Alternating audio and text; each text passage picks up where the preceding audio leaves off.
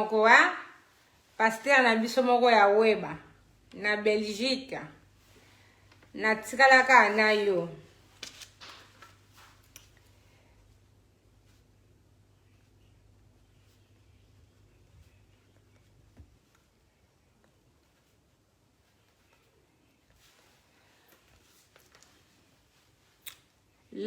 like Esther BM. Esther BM, like bonsoir. Ya tete mwana puso masengo ha. Ba bonsoir na yo ebele pa ozaleli kuna. Bo like poto banda. To banda masolo na biso ya lelo. Donc ndenge ezalaka kaka d'habitude ava tobanda twakozongisa matondi epai na nzambe oyo abateli biso semaine mobimba oyo apesi biso souffle de vie tozanga kozongisa matondi epai na ye te na maso azali kosala kati na bomoi na biso mingi bazalaki na posa ya kokóma na mokolo ya lelo na ntango oyo bakoki kokóma yango te mpona biso tokomi yango tika ete lokumu ezonga na mboka na ye. Bonjour, bonsoir na babone na ngai nyonso oyo balingaka Kuki Lopez esika bozaleli nzambe apambola bino. Bonsoir mama Brigitte Kamona epai ozaleli na Ngola bashalomi na yo ebele. Mama Brigitte Kamona nzambe amona yo nzambe apambola ona libota na mobimba na bandi émission na biso.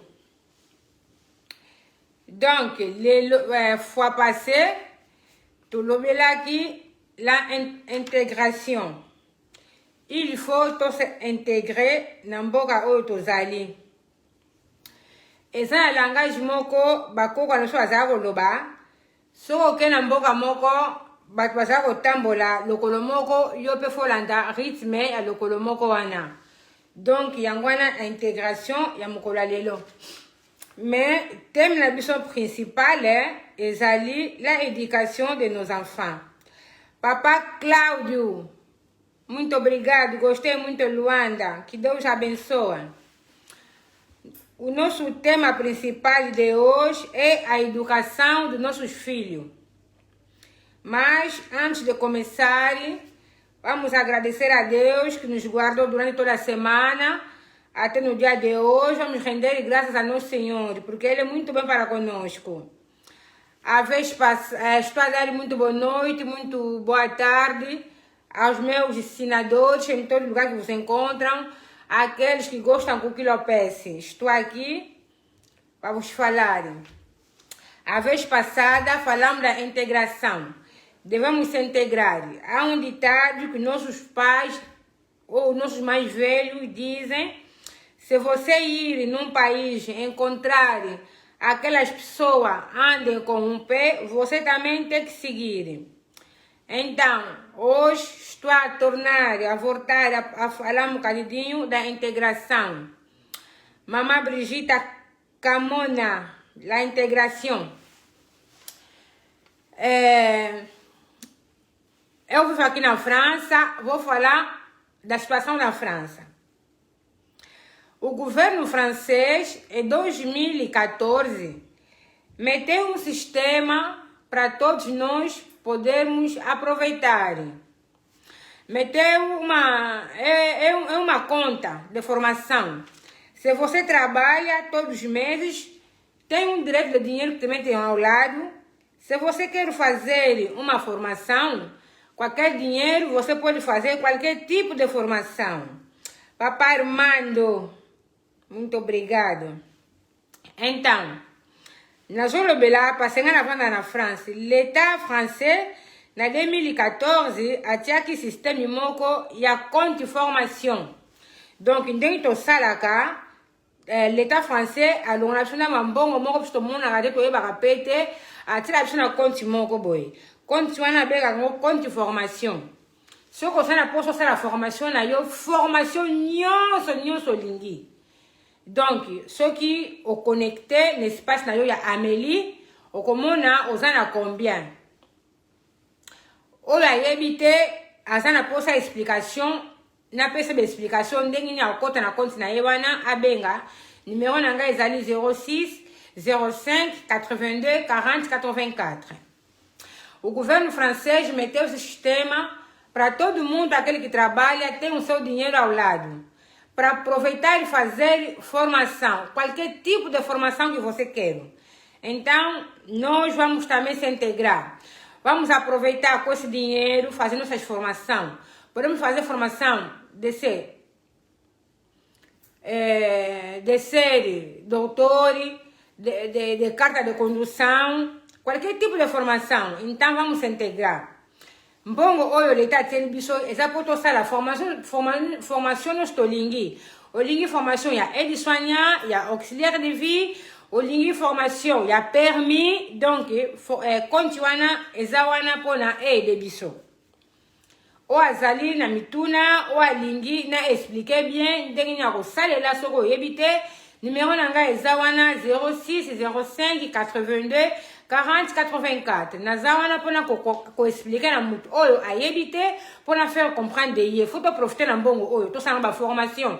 Olungo sa la secrétaire, olungo sa la nano lingi, profiter na mbongo wana parce que soko profiter na mbongo wana lelo te siko te, okwa soko profiter yango te. Point mi balé. Tozaka toujours l'intégration, mais o eza thème na principalité. Eza makambo na lobaki na fois passé, to bakisa mwa mungu na mwa pilipili. Tant que tu as un bon moyen, il faut profiter vie, tu boité. Ko bossa ndo ko nzambe liboso. Ko bossa na te, tant que intégration, yema mundele aza kolomboka oyo, mais asala ba système. Système ni asala. Assurance de vie. Bande konangai ekozala mingi, ekozala malamu mingi, en tout cas il faut s'intégrer. Platini, amigo, demande HIV, na sepeli mingi. Donc, assurance de vie. Faut que ça l'assurance de vie. Uma outra coisa que o branco meteu num sistema é a segurança de vida. Devemos fazer nossos seguros de vida. Além disto, também temos o seguro da morte. Assurance e a DC. Faut que ça la yango baninga nanga. Écoutez nango ba million te, écoutez nango bonge belete. Et ça comme bongo moka mukie na salaire na baza ko longola yo, ozo ko futa assurance na yo. Problème nyo se ko yela yo. Assurance wana ezapo na esunga yo, esunga bana na yo. Exemple na ko pesa. Yo vandi na poto banda 20 ans. Osana assurance te. Lelo mkolo kokufa, eko sala soni batu bazwa photo na yo bakende kotambusaka na ba maison africaine bakende kosengaka aide. Ezo salama mingi en tout cas ngai kuki ezo sala ngai pasi pe ezo sala ngai soni. Yango na lobaki il faut na lobela yango. A coisa que quero falar mais, muito mesmo, é a segurança da morte. Não vamos ter medo da morte, porque se fazer essa segurança da morte, vão morrer amanhã. É mentira. Querer como não, um dia vamos morrer. Então vamos fazer esse seguro. Porque eu estou a ver aqui na Europa, muitos africanos, quando eles morrem, não tem dinheiro para enterrar. Não tem dinheiro para voltar o corpo na África. Então, os membros de família que ficaram, pegam a fotografia deste senhor que morreu, fazem andar casas para casas para pedir ajuda. Eu acho não é bom, não é muito bom mesmo. Por isso que me decidi, esta vez, vou tentar falar um bocadinho disto. Além disto, vimos os brancos. Por que os brancos, cada dia que passa, estão a ficar ricos? E nós, africanos, cada dia que passa, estamos a ficar pobres. Por quê? Pona nini bamindele jour en jour bazokomaka batambongo. Mais biso ba africain jour au jour tokomaka ba pauvre pona nini. Omona assurance à vie. Mundele tangu akufi. Tango azalaki na assurance de vie na ye. Assurance wana de vie bakopesa ngo bana na ye. Bana mindele tango bazokolela mama kei papa kei. Na sa motema baza kosepela mbongo ekokwela bango. Bazali kolela na mawa paske mutu moko alongwe na vie na bango. Mutu moko mon Armando, merci mingi ba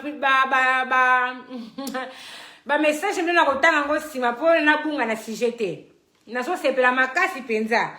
Malgré fallait to bima, to matcha musique to keite me na linga bino ka makasi. O eza promesse na ngai tous les 2 semaines fona leka, yango na sali ka effort na leki. Mais oyebi kaka. Ba mindelo so mona so lela, ma mère est partie.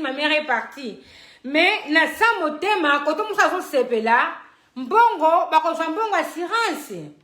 Mais biso to monaka ndeko na biso akufi tozolela anga yake osobo mibamba na mabele.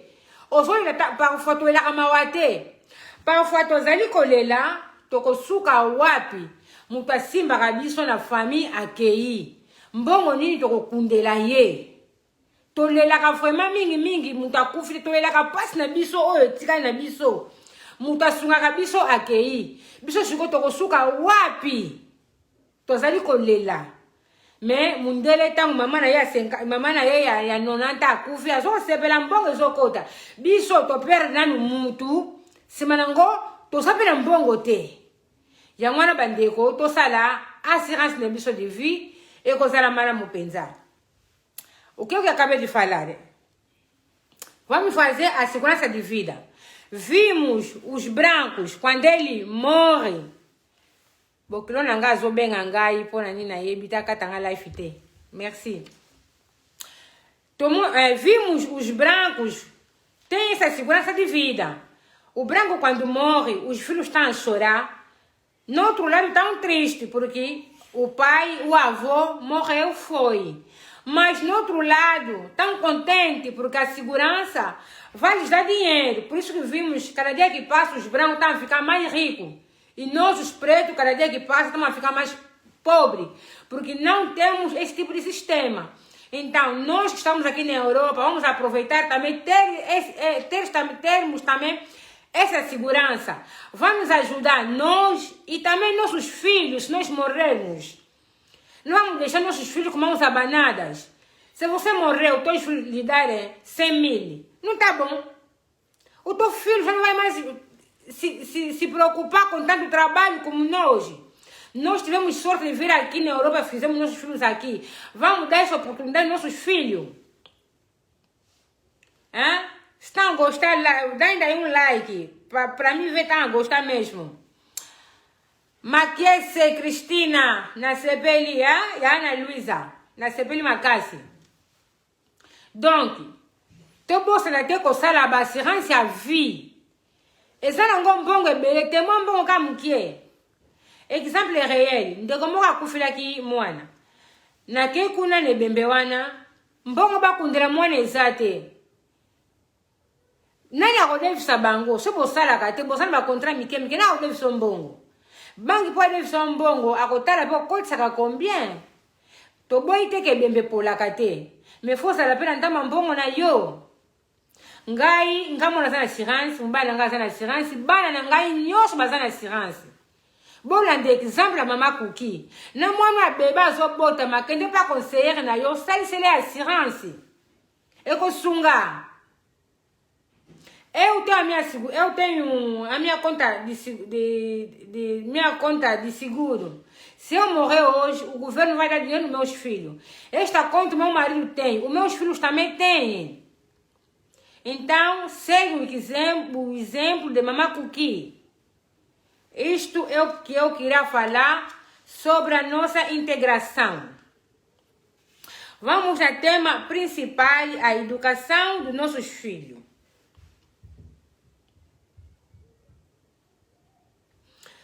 Quando estamos a falar filho, eu também sou filha. Você também é filha. E eu também tenho meus filhos. Vamos começar para nós adultos. Tant nazolo babana, ngapi naza bana, naza pena bana. Yo poza mwana mama na tata na yo poza na bana. Mana Domingas na Londres na sepeli mingi.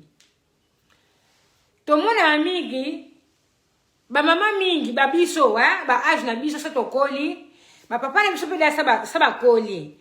Esala ma mingi papa soka akufeli mwasi biso bana tolinga te, papa na biso abala.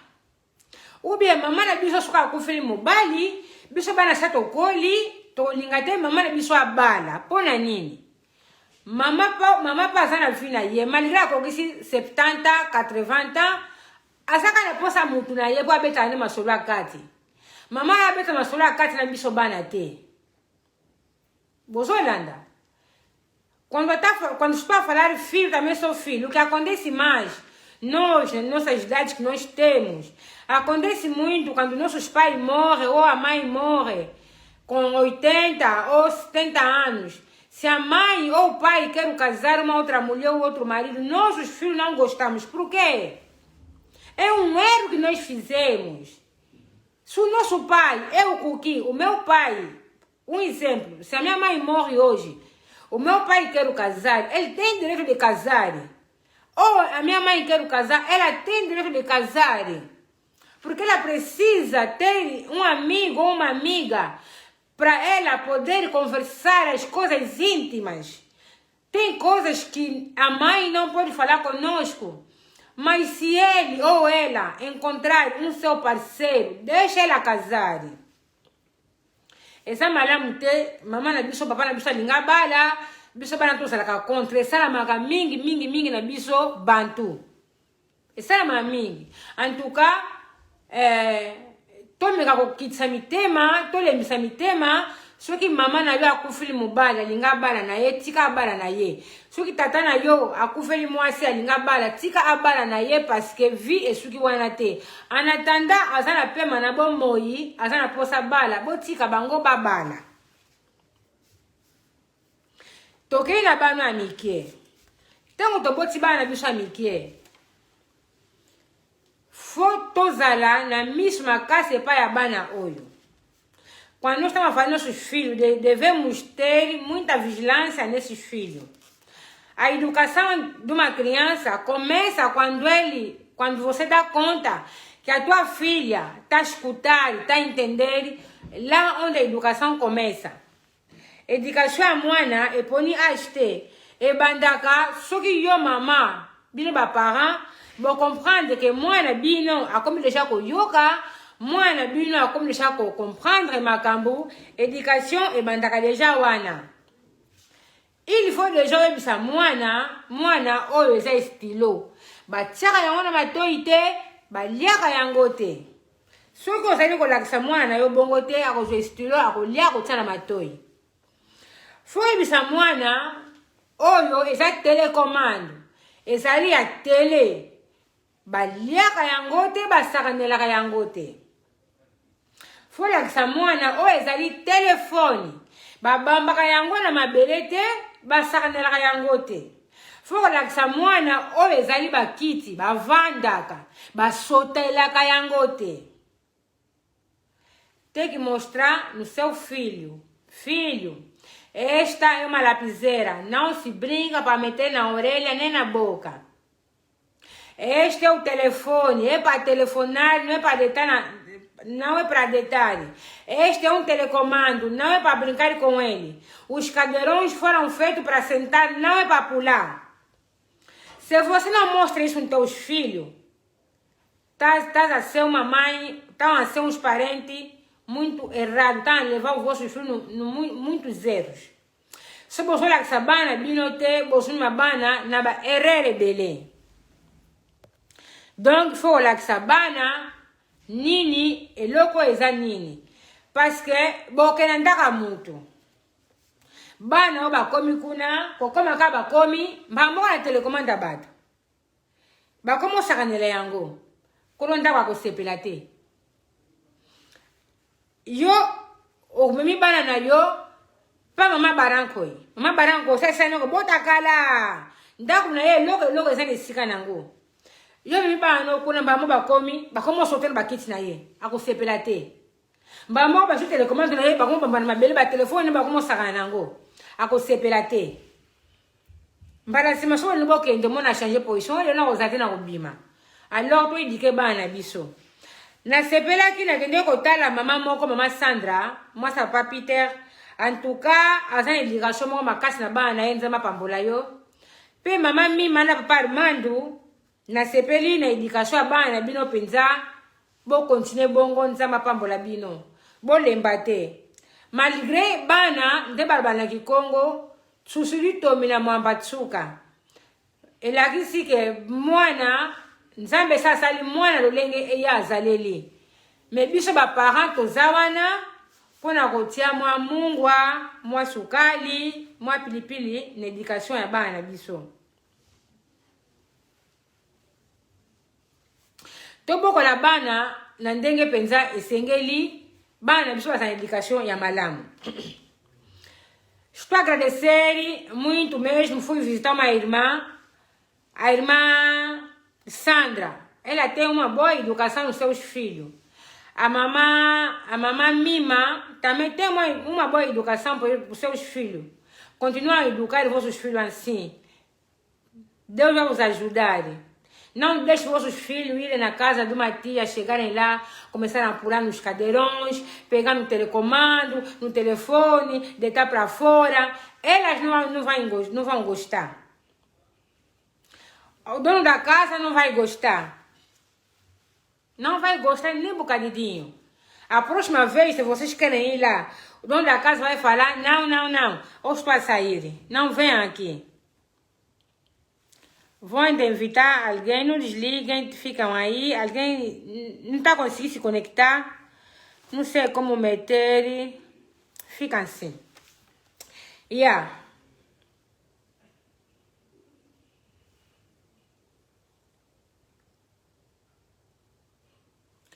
Não esquecer também mostrar os nossos filhos o caminho de Deus. Porque sem Deus nós não podemos fazer nada. Tobosa na pete kolakisa bana nzela na nzambe. Parce que soki nzambe te tokokosala eloko moko te. Fo yebisa bana kobanga nzambe ezali bandela mayele. Não esquecendo mostrar nossos filhos o caminho de Deus. Dizer aos nossos filhos temer Deus é o princípio da sabedoria. Também dizer aos nossos filhos para respeitar os nossos pais, porque os nossos pais são os nossos deuses da terra. Kobosa na te, ko saber bana biso ko lakisa bango bana, fo botosa mama na papa, pona mikolo na bino ko umela na mokili.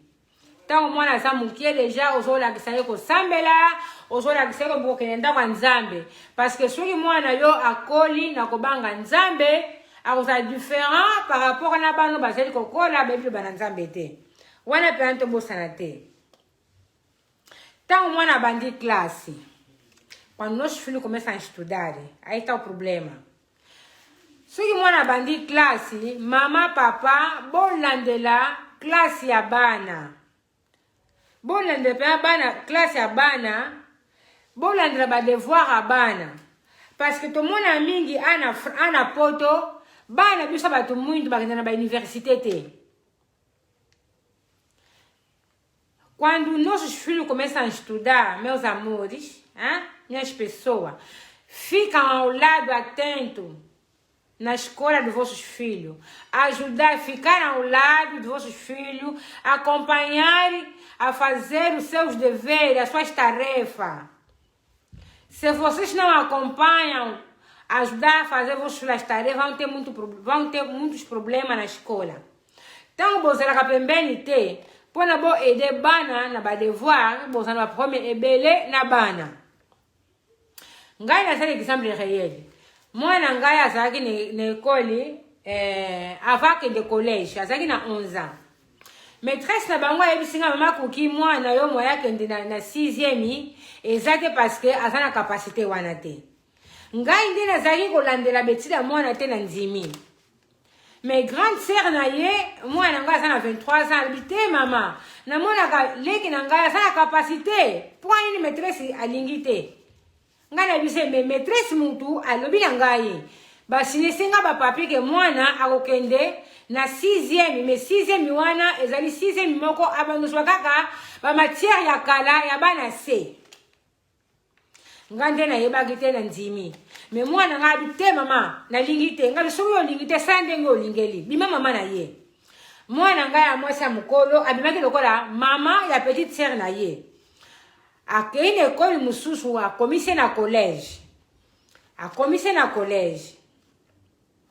lelo mwana ngai akomi na 5e ntango azalaki na 6e soko otali banoti na ye azalaki kozwa banoti moko ya likolo azozwa ba 18 sur 20 ba 10 sur 10 asala banoti ya malamu parce que nazwaki sikoyo temps ya kokontrole badevoir na ye ya kosola na mwana ngai nazalaki pembeni na ye vraiment bandeko oyo nazali koloba na bino ezali ya solo. Estou a dizer, meus irmãos, minhas pessoas, acompanhem o estudo dos vossos filhos, acompanhem os estudos, fiquem ao lado dos vossos filhos, acompanhem as tarefas. O exemplo real que estou a vos dar, eu própria, minha filha, tinha nível baixo na escola. Eu sempre me entreguei no trabalho. Não tinha tempo para verificar as tarefas da minha filha.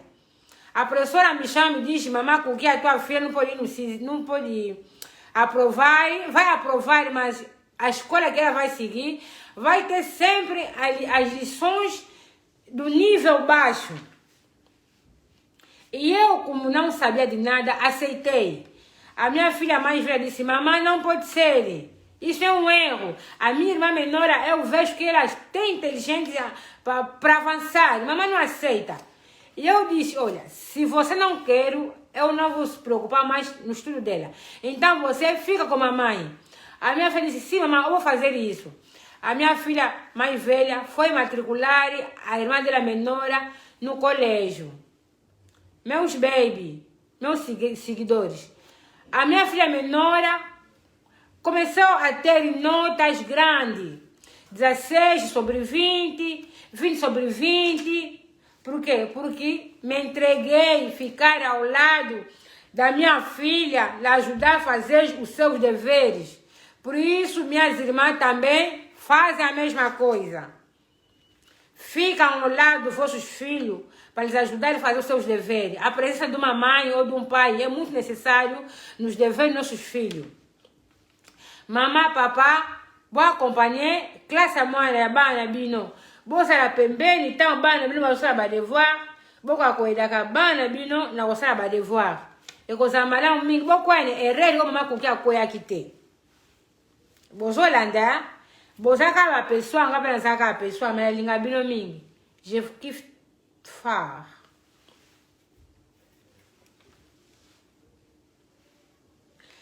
Tango bana bazami kie, yango moma foto profite na bana. Kobima na bana, kosolola na bango, parce que soki tozali kobima na bana te, bana soba kokisika 16 ans, 17 ans, 18 ans, alinga sobi bana ba parente. E komi fa bima na ye moko. Yango na tango bana bazami kie, foto profite kobima na bango, puna, tozala bem na bana. Tem que aproveitar e sair com nossos filhos quando ainda têm maior de idade. Basta ter 18, 20 anos, eles já não aceitam sair conosco. Por isso vamos aproveitar mesmo, sair com nossos filhos, aproveitar quando eles têm a idade baixa. É lá onde vamos aproveitar, porque basta completar 17, 18 anos, eles se sentem já tão grandes, já não aceitam sair com os pais. Por isso, este é o momento mesmo de aproveitar dos nossos filhos quando são ainda menores. Só que bozali ko sepela, bozali ko landangai, bolaike.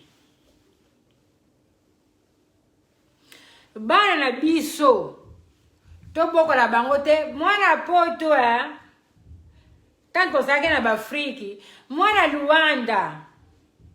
Bana vili, bana Luanda bazaka bongo. Toye na poto kombika bana poto. tobokola bana biso te na idéologie ya bana poto. Toza baafricain, tobotana baafricain, tokotikala baafricain. Yango wana fo tobokola bana biso ndengi esengeli. Mwana tanga aza mukie fa mesa na bitinda. Mwana tanga aza mukie amekita ya kotambola, tindaka ye deja. Soko zali kotinda ye te, titanga kola, akolingana bitinda te parce que amesanaki na yango te. Os nossos filhos devemos lhes habituar a lhes mandar quando ainda são pequenininhos. Quando você é mãe, dá contas que a minha filha já está entendendo, já está ouvindo. Começa já a lhe mandar. Vai buscar lapiseira, vai buscar água, vai buscar copo. O corpo tem que ser habituado a mandar. Se você não costuma mandar a tua filha, não tem aquele hábito, amanhã quando crescer, não vai aceitar que você lhe manda. Nga linga bitinda. Nga na lela bitinda. Nga moninga ma bitinda. Bana nga tabaza mikesha la tinda katinda kabango deja. Tomona bana mingi, so bana mesani bitinda te, oso tinda aukende te pas banda samo amuki amesana bitinda te. Nga batu bayaka na ndako na nga bamona ka ba comportement bana nga. Na soko se vante te. Bana nga na kotinda bango 1500 fois bakokende.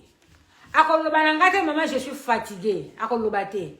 Parce que ba mesana bitinda banda bazali ba bebê, ba nsote mesana bitinda. Os meus filhos, os que frequentam a minha casa, me conhecem. Eu gosto de mandar. Tenho um diploma de mandar. Eu tenho um diploma de mandar. Os meus filhos já são habituados desde o neném, já costumam lhes mandar. Agora, se você ou teus filhos não estão habituados a lhes mandar, quando crescer, você costuma lhes mandar, não vão aceitar. Vai falar, estou cansada. Ngai bana, ngai na tinda bango meus filhos costumam lhes enviar ou lhes mandar 1500 vezes. Não me responde, mamãe, estou cansada. Porque meus filhos já estão habituados a lhes mandar, eles que estão bebê. Como é que uma mãe vai fazer um filho, depois de lhe mandar, vai falar, estou cansada? Por quê? Por nini yo mamã, o cotinda mwana na yo, mwana respondre yo, na zé kolemba. Pona nini? Parce que moi não me fazer bitinda te. Conselho, ya batu azali ko bota. Oyo bana bazani mikie, bo mesani sabana dona bitinda. Conselho para aqueles que estão a nascer, que têm bebê pequenininhos, começam já a fazer habituar os corpos dos vossos filhos a mandarem. Começa já a lhes mandar, começa a lhes enviar. Amanhã quando crescer, você pode lhe mandar 5, 7 vezes, ela não vai negar. Ela não vai falar, mas estou cansada. Agora, imagina só. Você foste trabalhar. Chegaste em casa, estás cansada. Vais mandar a tua filha, vais buscar água. Ah, mamãe, estou cansada. Como é que você vai ficar?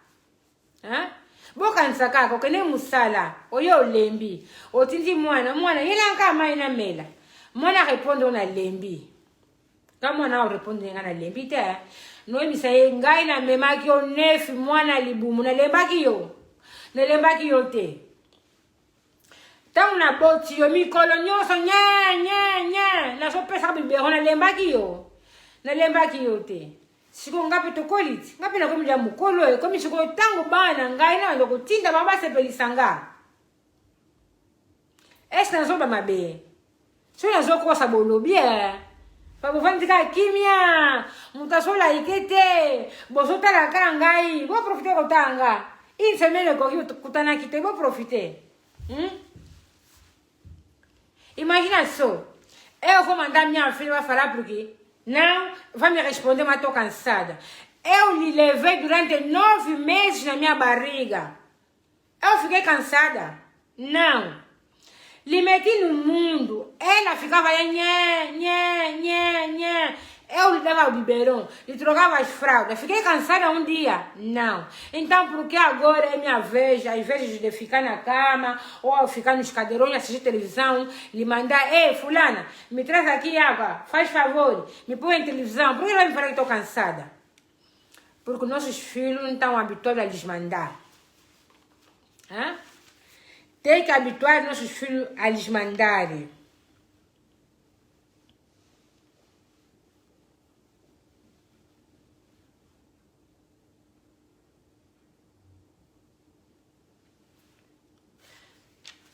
tobosanaka te kosololaka na bana na biso. Il y a des moments où ça dit rôle ya maman. Muito obrigada, mana maciça. Il y a des moments où ça dit rôle ya maman. Il y a des moments où ça dit rôle ya camarade. Et ça malamu mingi biso ba maman, tozalaka ba camarade penza na bana na biso. Et ça malamu mingi. Banda mwana yo azokola, tozala na tabu te. Tozala penza ba camarade na bana biso. Parce que so tozali koswa na bana biso te, tozuma bana biso na kobunga. Tozala lokola ba mama biso akala te. Tozala la nouvelle génération. Tozala na monde ya Android. Tozwa na bana biso sans tabou. Tozala te lokola ba mama biso yo, so ba simbi ku tokozwa zemi. Tozala lokola ba mama wana te. Bozolanda. Tulinga tosola na bana biso. Sala role ya camarade na mwana yo, e moko sala role ya mama. Ngana bana ngai tosaba camarade makasi. Na wa basi na wa mibali tosaba camarade makasi. Mwana moko ta sana secret na nganga na sana secret ya bana te. Devemos conversar muito com nossos filhos. Devemos ser amigos dos nossos filhos. Quando está a falar filho, é menina, é rapaz, filhos. Devemos ser amigos, amigas dos nossos filhos. Há momento pega o rolo de mãe, mas também há momento pega o rolo de uma amiga. Para o seu filho, para a sua filha, conversar boas coisas, mostrar a sua filha. Não adianta ter tabu com nossos filhos. Não vamos ser como nossos pais antigamente. Devemos te falar coisas reais, como as coisas são. Os nossos pais nos falavam, você, se te pegar na vai ficar grávida. Andavam a nos levar misérios.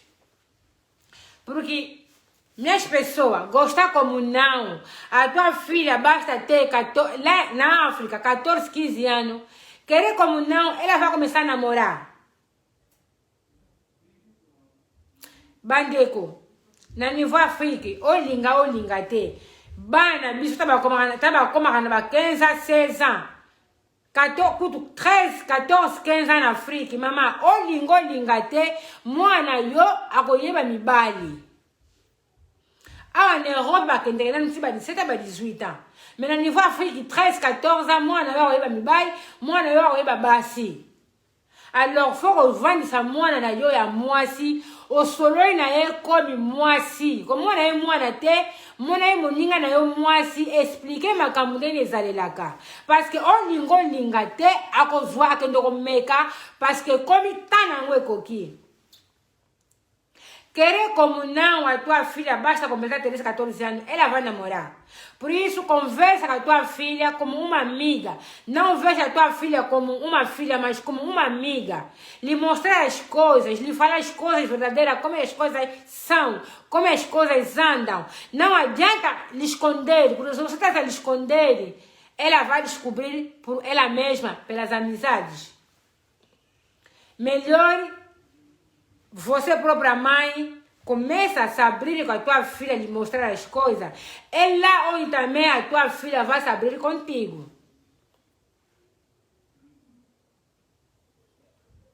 Donc, yo mama foi badia kosolola kana mwana yo. Ozoji ya kuexplica kai makambo. Wana pe mwana akokofungula motema abano yo bisa ko makambo azala ya kotuna ko mituna. Soki yo ozali kofungula mwana yo motema te o expliquer te mwana vouloir ou pas akotuna bakamana ya akendoko yekola na balabala. C'est vrai, et ça makambo no te fo yebisa na bana, mais makambo oyo mwana koko yekola na libanda lakisa ye yebisa ye. Nga mwana nga tuninga. Maman aussi vous avez des ex. Mwana nga tuninga. A minha filha me perguntou, mamãe também tem um ex. Essa pergunta, que eu não posso falar a verdade na minha filha. Porque ainda é pequenininha. Mesmo se ela crescer, nunca vou lhe falar. Esse tipo de pergunta não podemos dizer às nossas filhas. Tá mwana nga tulinga. Mama, je peux faire la ex. Non, il s'est soloté. Parce que ça, il comme on a la ça y est, on a ça y est. Mais faut la ça moi na ndeni moi ça sokolaka. Faut la ça moi na ndeni batambolaka. Faut la ça moi na ndeni bavanda ka moi ça vanda ka ndenge nini. Faut la ça moi na ngai ndenge nini biso ba africain tozalelaka. Yo mwana yo akende classe akoya akoti na chambre osokutu kokipeta azosala nini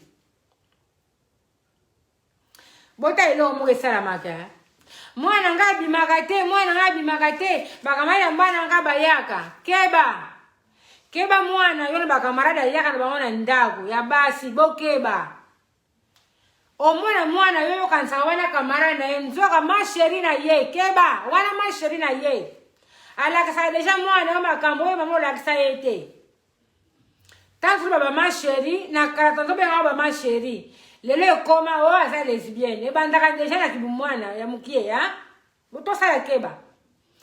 Vamos fazer atenção com a amizade dos nossos filhos, nossas filhas. Ah, porque a minha filha não sai, essa amiga dela que vem, faz atenção àquela amiga. Porque esse tipo de amiga, se calhar ela já namora com a tua filha sem você saber. Bola aí que não. Tem outra futebol aí que.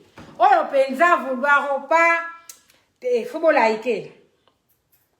Ou eu pensava, eu sou senga, bola aí que, parce que ça, il camboa solo.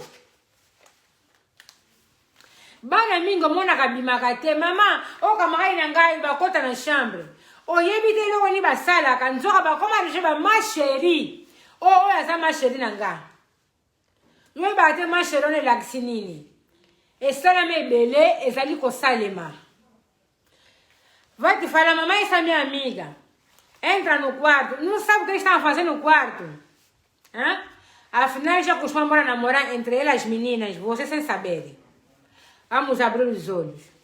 Ah, minha filha sempre está no computador. Ah, está fazendo os deveres no computador. Vai ver. Nesse computador tem o que ela está fazendo. Você está pensando que tu vai fazer os deveres? A frente assistir filmes pornográficos no computador. Ah, mwana nga sotanga na ordinateur. Mamãe, quem está lá? Na ordinateur wana sotanga nini? Quem está lá? Quem está lá? Na ordinateur wana sotanga nini? Yo sou quand ça na ordinateur, nzoka sotanga ba film porno. Ça keba. Ezali ko salama mingi e ko continuer ko salama ka. Batu basana poto. Mayela malamu. Bo senga na bato bo so ba bonima na bango ba pesa bino code parental.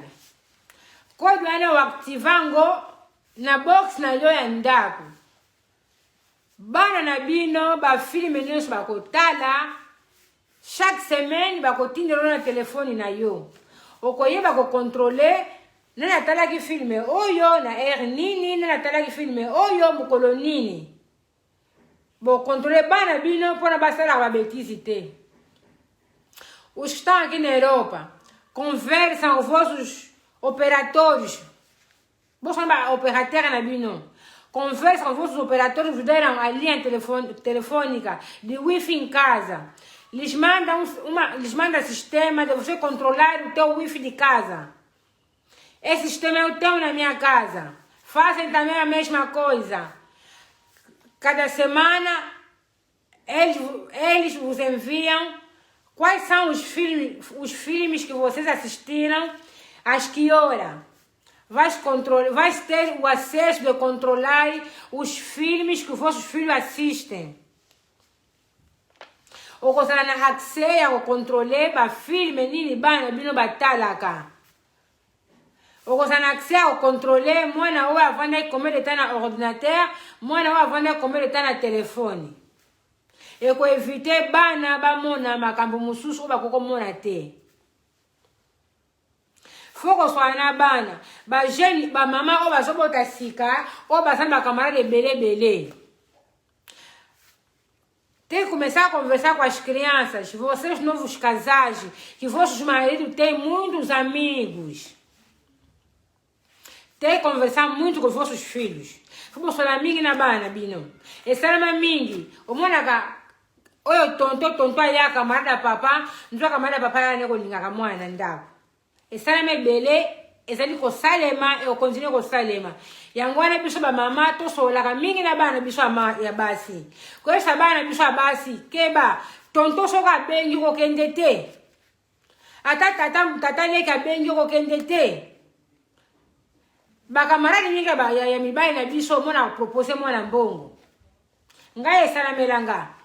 Camarade ndeko na ngaya ya apesa mwana nga mbongo. Ozwa di ero oyo le bito kutana yo na gare.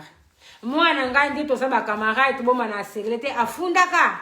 Imaginez-vous so siko to saki na saki na tabuna bana nga. Alinga yebisangate. Tem que conversar com vossos filhos. Já me aconteceu. Amigo do meu familiar.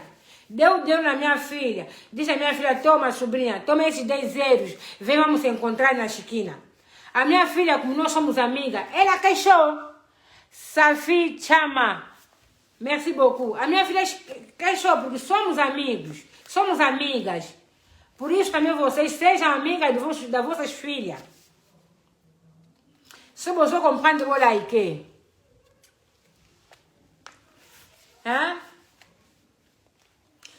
mesmo em casa, homem é homem. Pode ser teu marido, mas é homem. Mobile aza mobile, bota mobile, atikala mobile. Tangu yo mama, oyena mwana una libala. Ozobota bana na yo, ya basi. Yebisaka bango. Mama so ngana bimi omoni papa. Eko simba yo, tauna oya mama funda. Mama, so omoni papa eko simba mutwa libele, tana oya funda. Tango so swana mwana ona gentil nyons tu ozo lakise penza ozo bangone zo na sa motema na yo. Kolbane na kanda te donc ozo bale bana mwana ndenge zalelaka.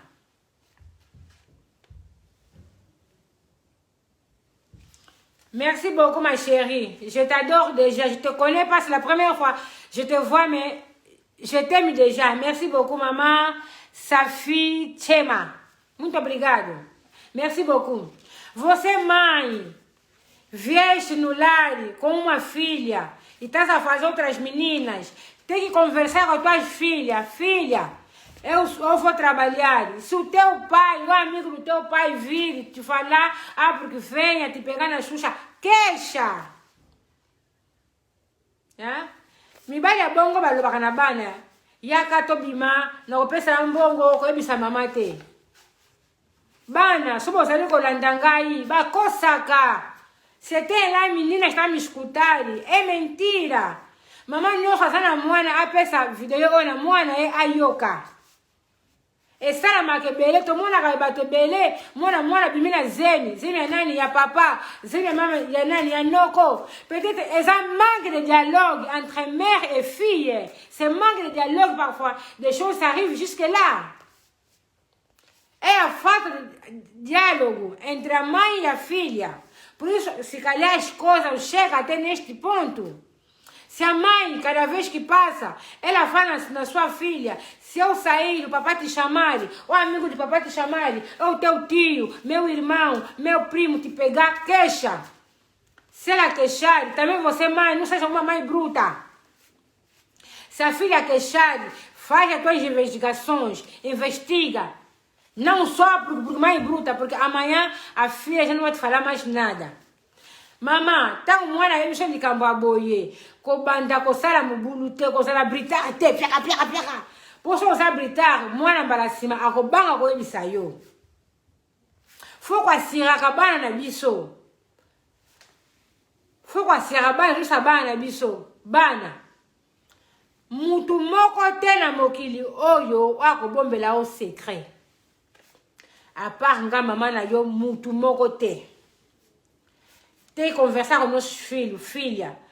Aqui neste mundo, ninguém vai guardar o teu segredo como eu, tua mãe, vou guardar o teu segredo.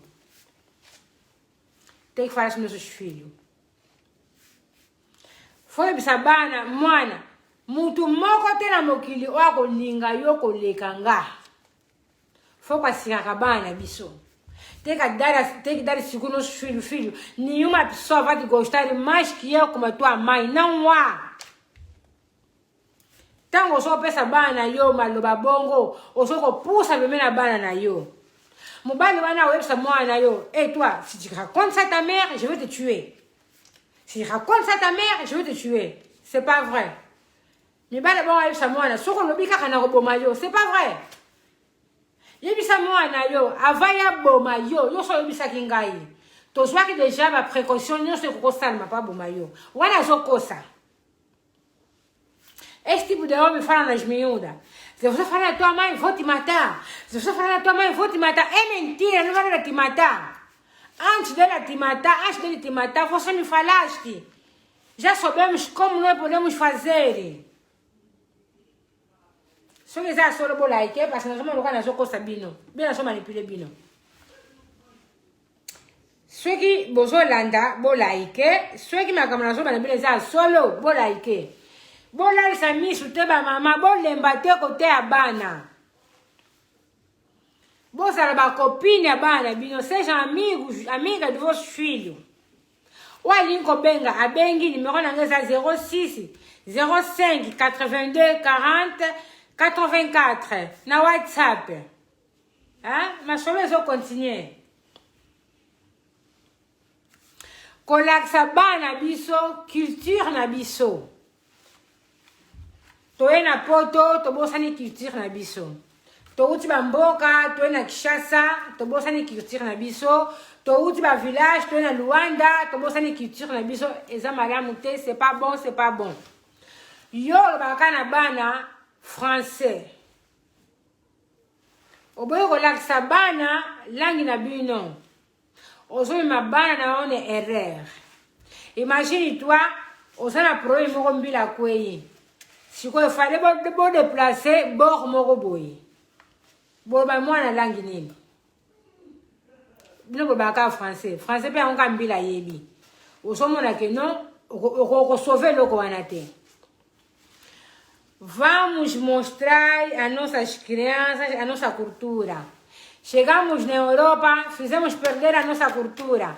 Viemos em Luanda, fizemos perder nossa cultura. Viemos em Kinshasa, fizemos perder nossa cultura. Não é bom. Tem que falar a tua filha na vossa língua. Você está em Luanda, fala na tua filha em vossa língua nacional. Ngangela, Ochoko. O Kikongo. Bola sabana bino Chiluba. Balanga ngana zango lezi balanga no shaki sasa na yebi tevika baba Chiluba. Yangona yebi. Na mono kutuba. Bola sabana bino balangi wana. Lelo mbila koti na ndaku na bino. Boze loko mofu bomba. Bino bana bino baby langi mususte. Bomba loko wana ndenge nini? Bana baby kaka français. Baluba est-ce que baluba balandanga? Baluba sabana bino Chiluba. Ensina vossos filhos vossas línguas. Estamos na Europa. Não é só francês. Lhe ensina Lingala, lhe ensina português, lhe ensina Kikongo. É melhor. Tu lá sabemos só lamba. Tu sana poto bana biso baliaka semulite, baliaka bapate, baflikandele, hot dog, y'a un cabane biso baliaka. Si bana biso lambi foufou, je vais pas manger. J'aime pas de foufou. To soma bana nerere. Mo que na Afrique si ko no soma ka frite, y'a un somba. Vamos também mostrar nossos filhos a cozinhar, a preparar a cozinhar. Os teus filhos não comem fungo, só comem fricandela, batatas fritas, salada, coisas brancos. Se você lhe falar, vem comer fungo com guizaga, não gosto. Tá mostrando nossos filhos. Amanhã, quando levar na África, o que ela vai comer? Todos os dias compram aquela loja, como é que fala? Shopping? No shopping? Não. Tola sabana biso olami fufu mwana alie. Olami loso alie. Fumbwa akei pondu aleki. Vai mostrar nossos filhos comer e cozinhar. Vai na fumbwa tá, no calulu tá. Na sopa tá escorregar. Vamos mostrar nossos filhos.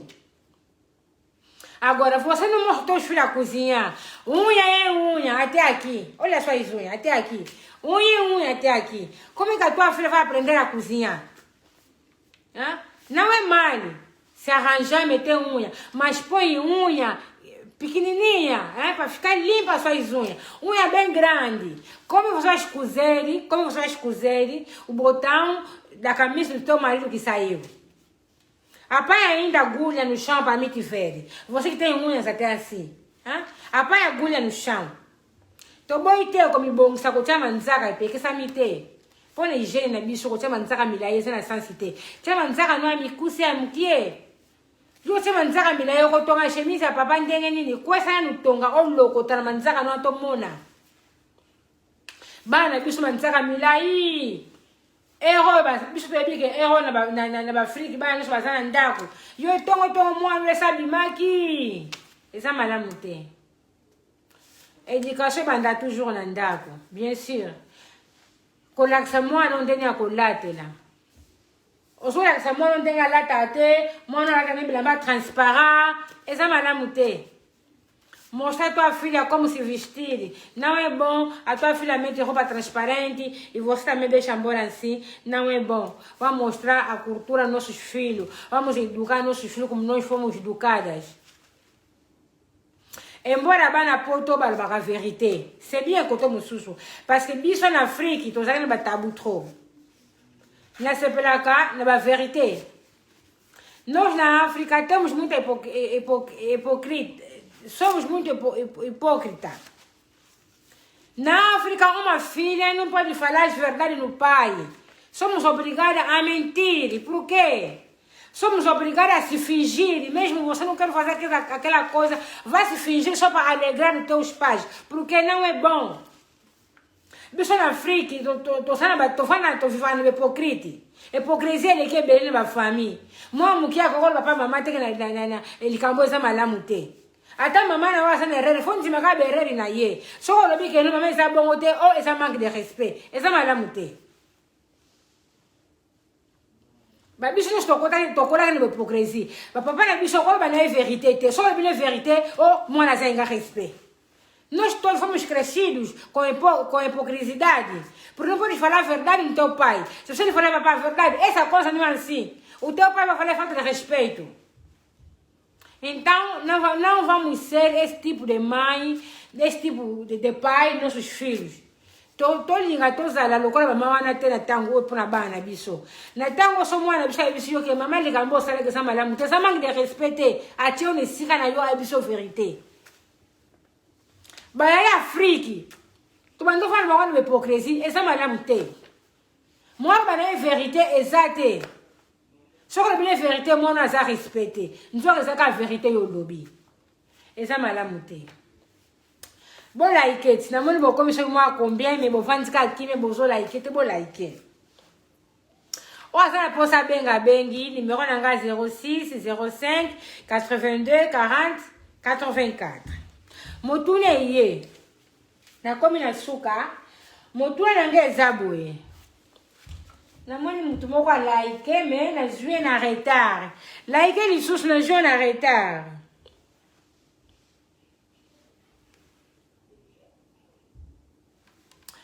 Motune ye. Est-ce que ezali malamu ou c'est possible maman bien ba parents ba linga mwana moko koleka ba misusu? Est-ce que ezali malamu ba maman, bien ba parents, tous ensemble, ba linga Marie, koleka Madeleine. Est-ce que c'est normal? Est-ce que c'est malamu? Est-ce que tambola kabongo? Fiz uma pergunta. Será que numa casa é bom os pais gostarem mais da Maria que a Madalena? É bom? Será que é normal? Maman teta lobite. Maman teta show bengo bengit. Na pesho numéro na WhatsApp 06 05 82 40 84. Será Uma boa coisa em casa a mãe gostar mais da Maria que a Madalena? Que a mãe tem mais muito amor na Maria que a Madalena? Vou responder. Na sua Zerabino. Wako benga bengi. Numéro nanga telefone zawana. Mama Madalo, Mama Maggie, Mama Christina Makiese, a lobby, eza juste te. Mama Teta lobby, azana téléphone mususu te. Okoriko se déconnecter au bengi, si manango o connecter à nouveau. Merci mille to répondre Maman Abisson. Allô? Zana Baxavoline, oui.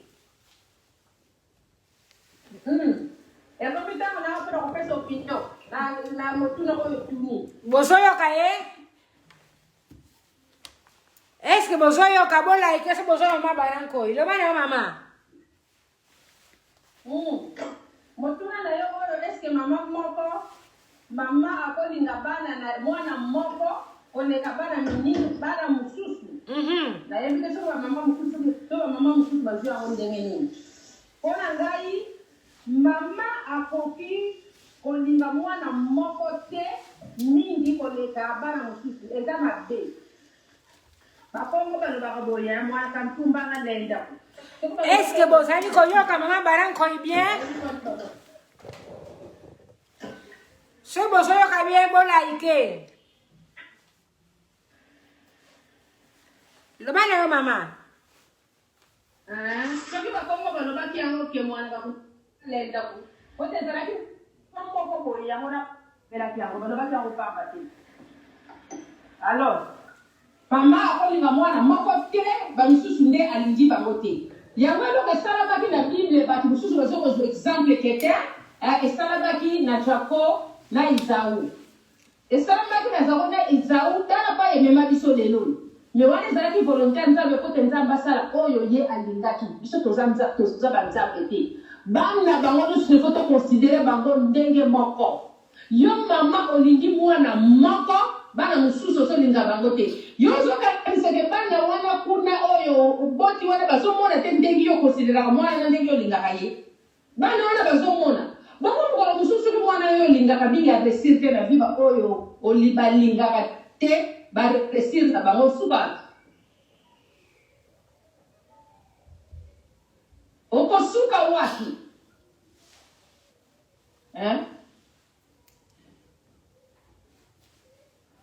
Mama Kuki. Oui, Mama Bara. Nazo yo lokola mama Lisa zolo banase. Te mutazate. Kaka yo. Sikoyo soki bana wana mwana ana oyo lingaka resir te. Ba oyo lingaka ba resir, ba oyo lingaka te ba resir na di osuka wapi. Ote bana wana bazaba zoba te babanda ko mona oyo lingaka na ndaku na bango. Ote ngai na yebi histoire ya mama moko boye. Mama wana bataki kolinga bana mwana bana mususu tu. Mususu ba mususu na za kolinga bango te.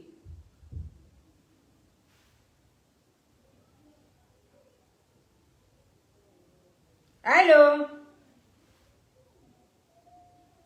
Mama Bara. Mama Kuki. Oui.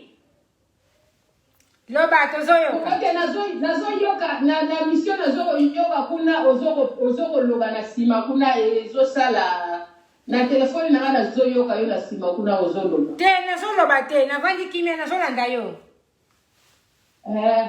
Mama wana na yebi lingaki mwana na ye mususu makasi.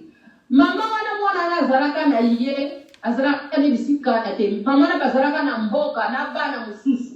Mama wana kuna mwana na ye azaraki na vita munene. Mama wana somba ni papa bomba na ye kaka pona mwana na ye wana azaraki kolinga. Bana mususu kuta kipaka te. Me mwana wana resira te bana mususu wana resira. Mwana na kuma kolanda mama wana makambo. Mama wana kita kutozalaka na mboka. Ndeko na wana tope so conseil kolinga te sala mela yo. Bana na baza bana na yo linga bango nyoso ndeko zo linga. Mususu wana. Ewana kuna kaka soko mona ke mama oyo alingaka ngai te alingaka nde kaka moninga na ngai alingaka nde kaka yaya na ngai obi alingaka nde kaka leki na ngai. O conselho que eu queria vos dar, nossos seguidores, quando você tem os seus filhos, você não pode amar um ou uma mais que os outros. Você tem que amar todos eles da mesma maneira como você ama aquele, você tem que amar também aquela outra aí. Porque você amando um e considerando só aquele um aí, e você demonstrando toda a sua afeição, todo o seu amor, aquele outro está vendo, ele nem cego e nem cego. E um dia esse aí que você ama muito, não conseguir na vida, e aquele aí que você não amava, conseguir sobressair na vida, onde é que você vai? Porque em tudo, enquanto vocês estão a viver no mesmo teto, aquelas crianças aí não são muros, estão a ver o que a mãe faz. Então, eles estão a guardar as reservas e cuidar do que vocês já não fazerem. Isso não se faz. Há muitos que estão a dizer porque isso aconteceu também na Bíblia, Isaú com Isaac. O Isaú com Isaac, a história de Isaú com Isaac nos levou aonde? E nos levou onde ele nos levou. Até hoje há racismo sobre isso. Há pessoas que dizem porque Isaú era preto, há outros que dizem porque Isaac era branca. Quem nos disse isso? Ninguém nos disse que o outro era branco, é só porque a maior decisão de Deus foi assim. Mas nós não poderemos rir sobre a Bíblia, porque a Bíblia é decisão de Deus. Deus quis fazer uma coisa para que levasse o povo dele do jeito que ele levou. Mas enquanto nós somos humanos, não poderemos amar um e aborrecer os outros.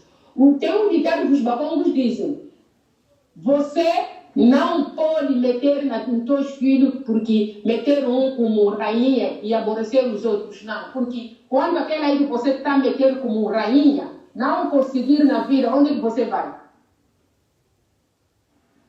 Não é bom, essa é a minha opinião. Aussi.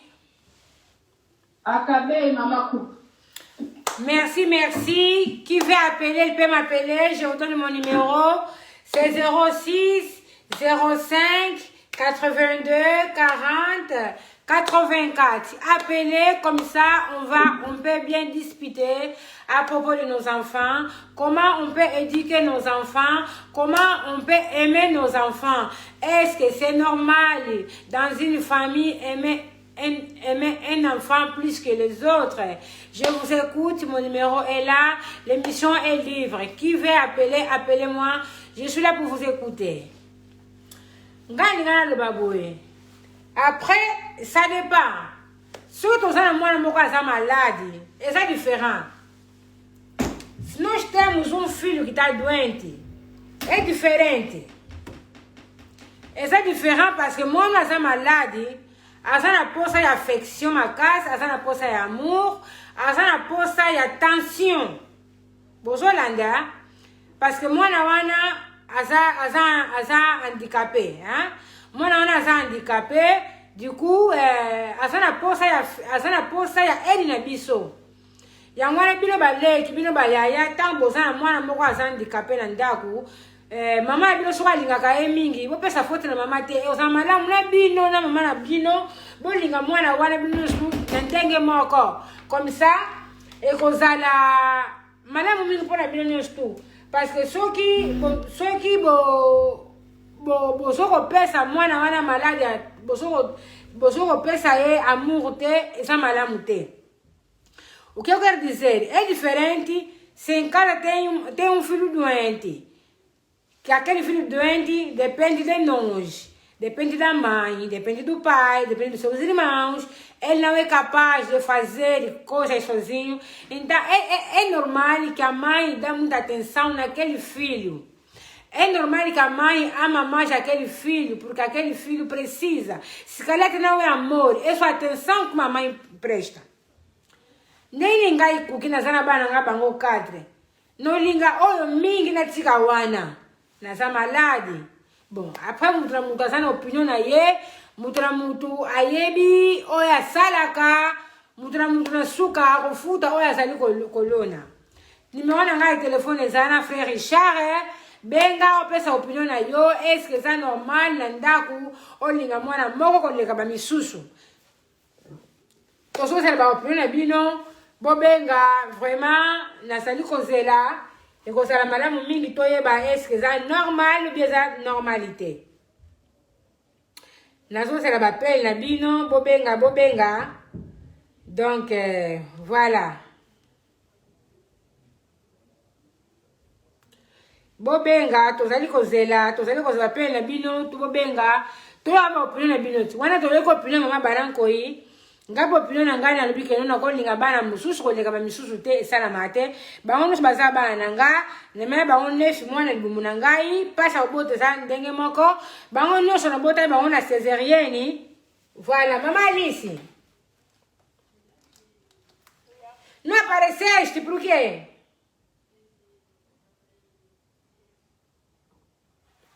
Alô? Mamãe Alice?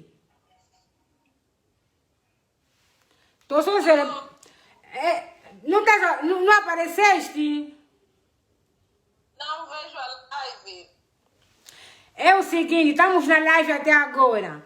Será que uma mãe pode gostar um filho mais que o outro? A pergunta é esta. Responde, estamos à tua escuta.